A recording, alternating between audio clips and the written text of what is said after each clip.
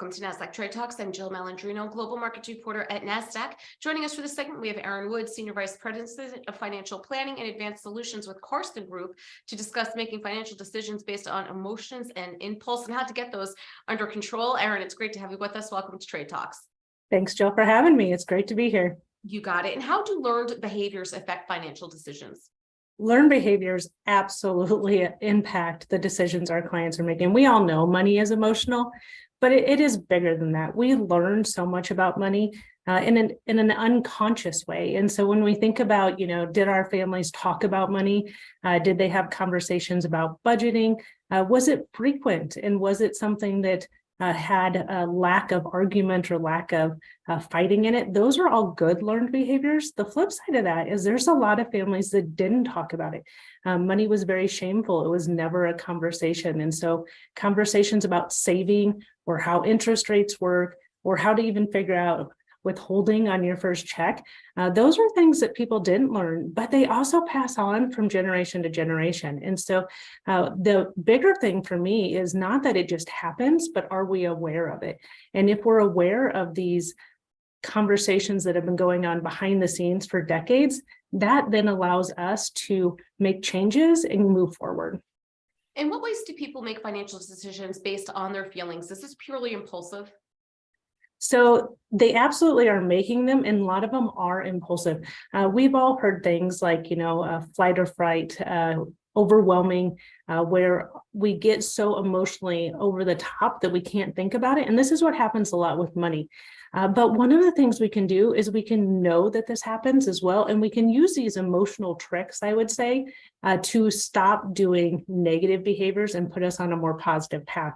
One of my favorite things a client did is they were trying to save more for their college education for their children. And the wife had this issue, we all have the issue. We go in the shopping cart and things just keep falling into the shopping cart. And then she got to the end. She's like, I went in for milk and I came out with clothes and 25 things I didn't need. So on her credit card, she put a sticker of a college graduation cap. So every time she went into the store and she pulled out her debit card and her credit card, it stopped her from buying things that she knew she really didn't need. Then she could redirect those monies towards their college education. We're a few weeks into the new year. Are there any financial resolutions or tips that you'd recommend? Yeah, resolutions are one of those things. I love them. We all make them, but we tend to do them in absolutes is what I would say. I was just in the gym last night, and we know that right now there's a lot more people in the gym than there was in December. My daughter does swim team every week. My husband and I walk the track together while she's at swim team. And in December, it was crickets in there. And right now there's a lot more people in there this week, but it's half of what was in there the first week in January. And so when we look at those resolutions, instead of looking at them as these absolutes, I try to help our clients think more about how to make small changes, behavioral changes that can last a lifetime.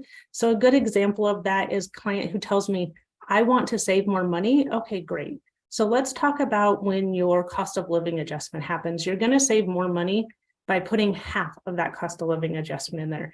I'm going to save more money by not going out to eat ever. Well, that's not going to work. So we're going to save more money by going out to eat only once a week. And so making small changes that allow you to still accomplish the goal without having to, be the third week of January and say, oh, I've already given up on going to the gym every single day. Are there any practices or financial decisions that worked in 2022 that you'd advise as we head into 2023?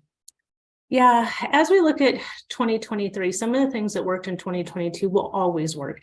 The things like, take care of your budget, watch your net worth. Those are things that always work no matter the market conditions. Some of the ones that I'd say, are more boring, but looking at your credit score, this becomes incredibly important right now. We watched interest rates change dramatically in 2022. We're leaving a very low interest rate environment. And so having those good credit scores so you can take advantage of the best possible rates is a good continuation from 22 to 23. The other thing that I would say is increasing those savings rates again. We're watching people starting to increase the amount of debt they have, and that is purely from more volatility, people being a little bit, more frightened of the cost of goods going up so much. And so we're seeing debt rising, but making sure that we're keeping those good practices in place. Some of the other ones right at the end of the year, Secure Act, of course, we always love it when legislation changes happen right at the end of the year. There's some really good things in the Secure Act 2.0 that people should be excited about.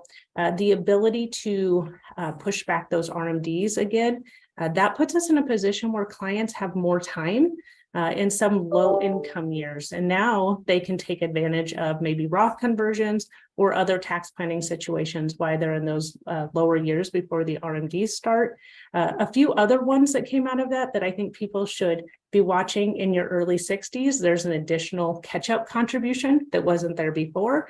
And so we have individuals who are in their early 60s that can take care of that or take advantage of that.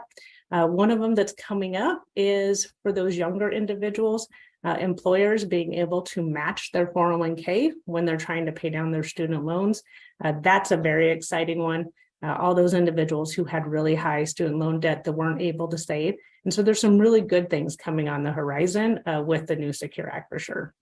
And finally, Erin, do you have anything you'd like to highlight about your work and the unique way that Carson services its clients? Yeah, Carson does so many great things. And one of the things I'd say that I am most proud of that Carson's been doing in the last couple of years is we've put a big focus on our clients as always, but financial education, specifically looking at younger individuals. And so I am the champion for Carson that does Rock the Street Wall Street, where many of our female initiative executives and leaders participate in educating high school girls around financial literacy. In the fall, we had a 71% increase in financial literacy among those high school girls, which is absolutely amazing to watch Carson giving back. And then we take that a step further with our clients. We just put out our new book, Find Your Financial Freedom, wrote by, of course, Jamie Hopkins, where it outlines our whole process around financial planning. And it really does start with those goals first, values first, making sure that we plug in the financial planning strategies, but it's always after we help clients really identify those goals and values so they can stay focused and make it to the finish line. Yeah, really quite remarkable, Erin. Appreciate the insight. Thanks for joining us on Trade Talks. I'm Jill Malandrino, Global Market Reporter at Nasdaq. Thanks for having me, Jill.